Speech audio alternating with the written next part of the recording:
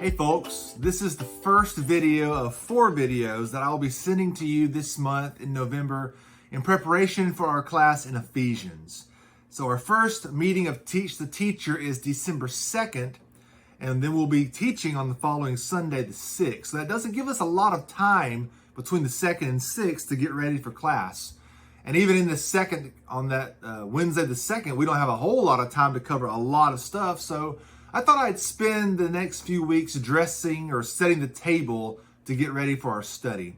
So I prepared some notes. I've attached some to this email I'm sending to you, and I hope you'll find this helpful. What I want to do each week in November is send you a short video. We'll take 5 or maybe take 10 or 15 based on whatever the subject is, and talk about some groundwork issues in Ephesians.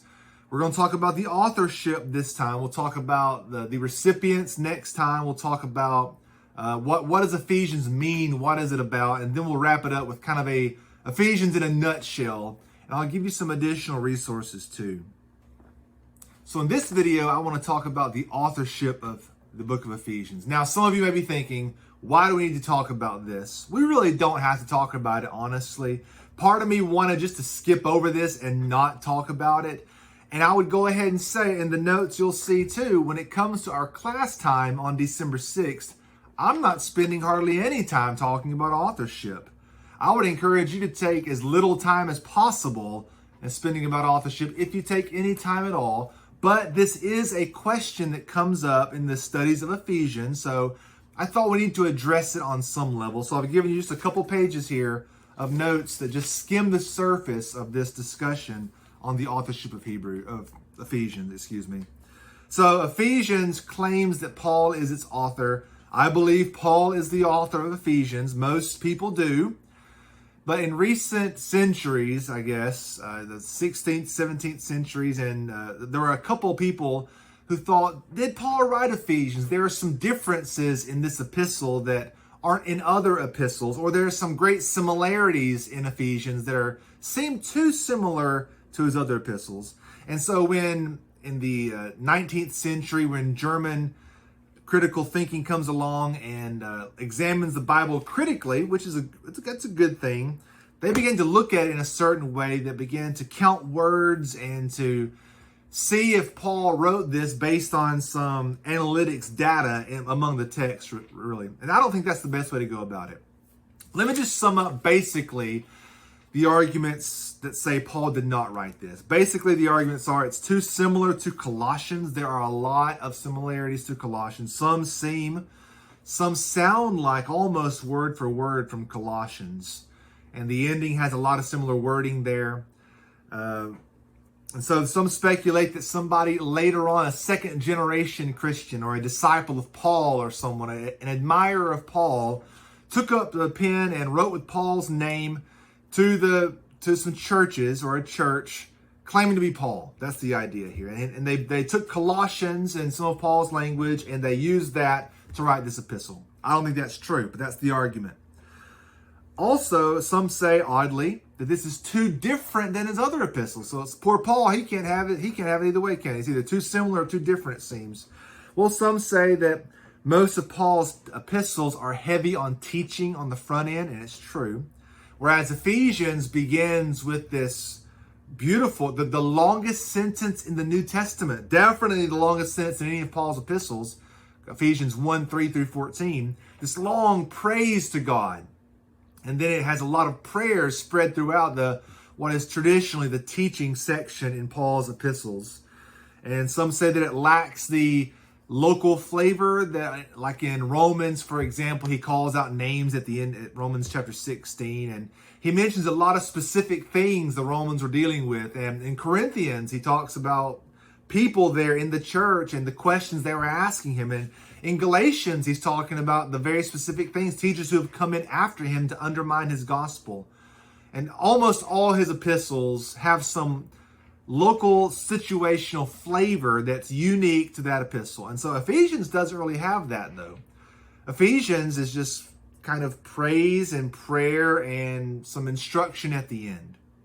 And so some say that means that points to something else that's kind of different. My own opinion is, now that's just a very brief overview, of course, of the arguments about Ephesians, but my own opinion is that the early church had it right for the first 17 centuries that Paul wrote this epistle. And I think the differences and similarities can be explained somewhat easily. I don't know what's so bad about similarities, really. If Ephesians is similar to Colossians, why does that have to mean that Paul did not write Ephesians? I don't think it does. The example I give you is that this happened actually. I preached a sermon recently on the love of God. I thought back immediately to what I said back in January when I preached about the love of God. I went back and reviewed my notes and said, what did I say about the love of God then?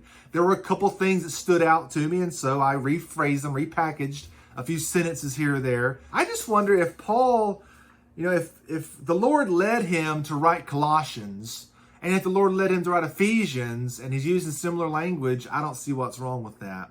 Furthermore, I think there is some evidence to say that these two epistles were written very close together in time. I give you a footnote there in your notes that the ending of Ephesians and Colossians both mention Tychicus.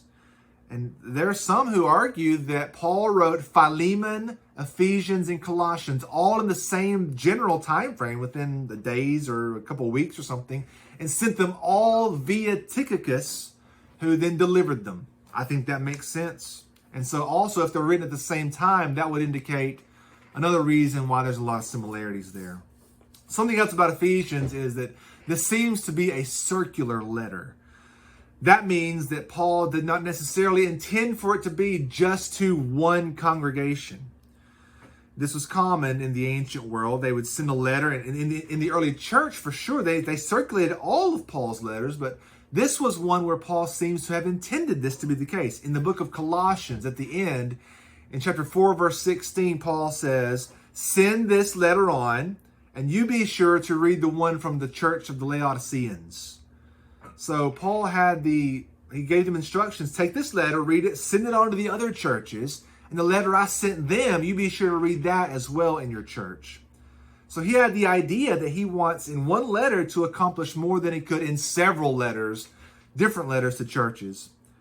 And some have even argued that the book of Ephesians is in fact that letter to the church of the Laodiceans. I'll talk more about that later, but the phrase in Ephesus in verse 1 is contested a little bit. And I think it makes sense though, because there were more than one church in the Ephesus region. Paul's tactics were to find a large city, camp out there, which he did in Ephesus for 2 or 3 years there, and then the church would spread along by the major highways going in and out of that city. And I think that makes a lot of sense as to what could have happened here. There were, later on, we know from the book of Revelation, there were other churches in the region, the 7 churches of Asia. And still later, from the letters of Ignatius of Antioch, we know that, which is not a biblical writing, but we know that he wrote to the church in Ephesus and to several churches around it, Magnesia and Tralles and a few other places. So I think that what I'm saying is, if this is a circular letter, that may help us understand the general nature of Ephesians. He's not talking just to one church. He's saying something a bunch of churches need to hear, so it takes a broader tone. That makes sense to me. A third thing I want to mention is, if Paul didn't write this, why would the person forge Paul's name? It's a good question, I think, and it's a question others have asked. Ephesians instructs us to speak the truth to his neighbor, so I guess he doesn't practice what he preached, whoever wrote this, if it's not Paul. I think it was Paul who wrote this. So why would the author lie about who wrote it? What they would often do is, pseudonymous letters would be, ones that they claim somebody else wrote them because they want to claim that person's authority to speak on a certain issue. So they would it's lying. Some Christians did this.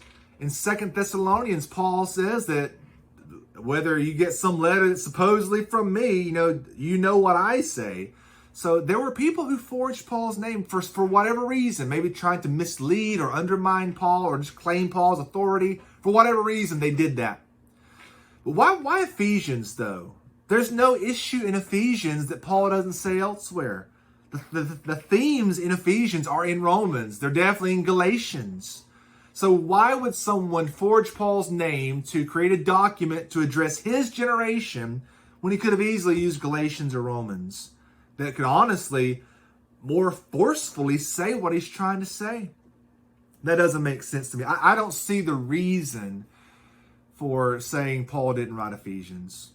And I think a lot of it comes down, and I mentioned this in the notes here, in the 19th century, there was some German word counting, the analytics they would do, and they'd count up, okay, this author used this word so many times, this one, consistently Paul uses these 3 words a lot of times. Well, he didn't use it this much over here, so maybe he didn't write that. I think that's more counting than thinking, honestly. I think it's, when we listen to Scripture, we can hear it, and I think there's so much here that bespeaks Paul's style and name that accounts for it. And that's the fourth thing I want to mention, stylistic varieties.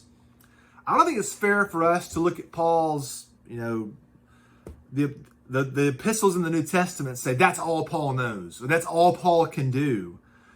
In the first, Ephesians 1:3-14, some people think that this is a Jewish blessing, a barakah, that was a style they would use for just giving a blessing, an extended blessing at the beginning of a speech or a letter.